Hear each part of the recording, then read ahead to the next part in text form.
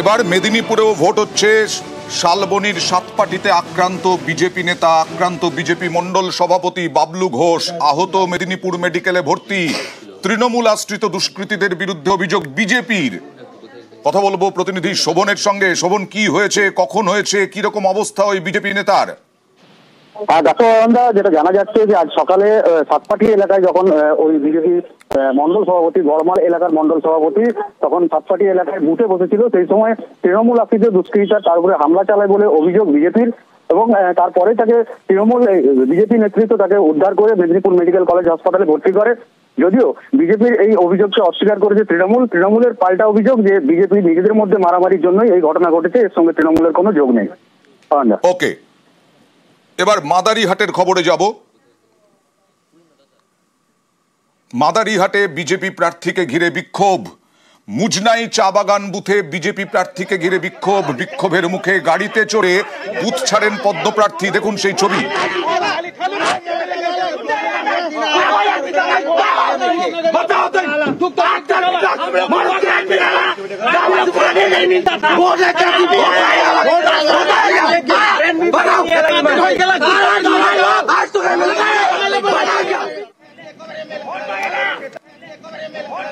কথা বলবো প্রতিনিধি পার্থর সঙ্গে। পার্থ, এর আগে জন বার্লা অভিযোগ করেছিলেন চা বাগানের জন্য কিছুই করেননি এখানকার সাংসদ বা বিজেপি বিধায়করা, মানে বিজেপি কিছুই করেনি।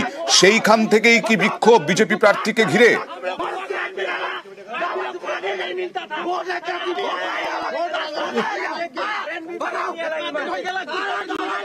এটা হচ্ছে মাদারিহাটে বিজেপি প্রার্থীকে ঘিরে বিক্ষোভ মুজনাইন চা বাগানে।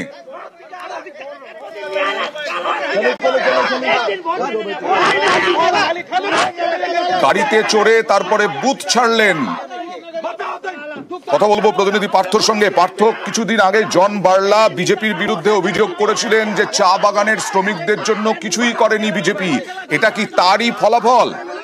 একেবারে তাই। দেখো, যখনই তিনি যান বিভিন্ন বুথে, বিশেষ করে যখন মুজনাই চা বাগান এবং এই সংলগ্ন গ্রামীণ এলাকায় যখন তিনি যান বিভিন্ন বুথে, সেখানে কিন্তু তাকে ধরে বিক্ষোভ দেখায় স্থানীয় বাসিন্দাদের। যেটা পরিষ্কার অভিযোগ যে 8 বছর ধরে এখানে বিজেপি এমএলএ রয়েছে, বিজেপির এমপি রয়েছে, আরো বেশি সময় ধরে স্থানীয় যে গ্রাম পঞ্চায়েত নির্বাচিত প্রতিনিধি তারাও বিজেপি, কিন্তু উন্নয়নের বিন্দুমাত্র লেশ পড়েনি এই মাদারিহাটের এই গ্রামে।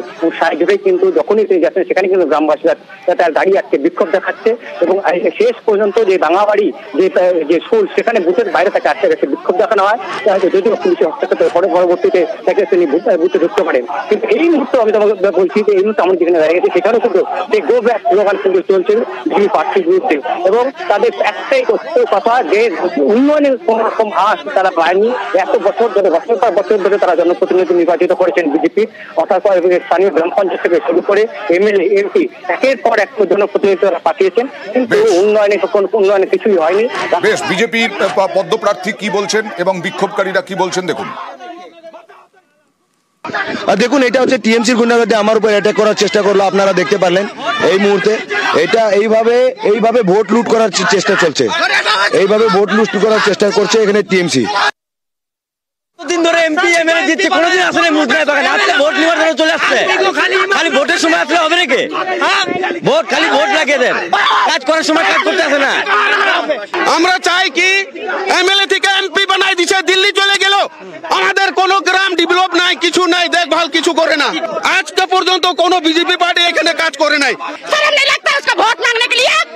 एक तो कालवाट नहीं बना के दिया है, वोट मांगने के लिए सब फूक गया साल में एक बार, और वोट पा जाने से नहीं आएगा, मुजरे बागान को छोड़ देगा। মেদিনীপুরে বিজেপি নেতার বাড়ি ঘেরাও, নেতা নয়নদের বাড়ি ঘেরাও পুলিশের। কথা বলবো প্রতিনিধি রাজুর সঙ্গে। রাজু, কেন এরকম ভাবে বিজেপি নেতার বাড়ি ঘেরাও?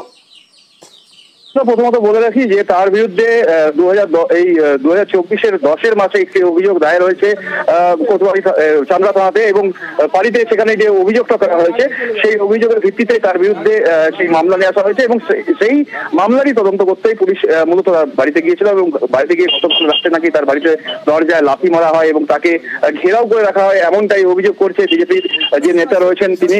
এবং তার অভিযোগ যে তাকে বাড়িতে গিয়ে তার বাড়ির মধ্যে একটা অন্যরকম পরিস্থিতি তৈরি করছে, কারণ এই ভোটকে কেন্দ্র করেই মূলত তাকে ঘরে আটকে রাখতে চাইছে। বিজেপি নেতা যেটা জানাচ্ছেন যে এই বিষয় নিয়ে আমরা আমাদের যে উচ্চপদস্থ যে আমাদের নেতৃত্বরা রয়েছেন তাদেরকে জানিয়েছেন এবং পুলিশের যে সন্ত্রাস সেই পুলিশের সন্ত্রাসী তারা তুলে ধরছেন মূলত বলছেন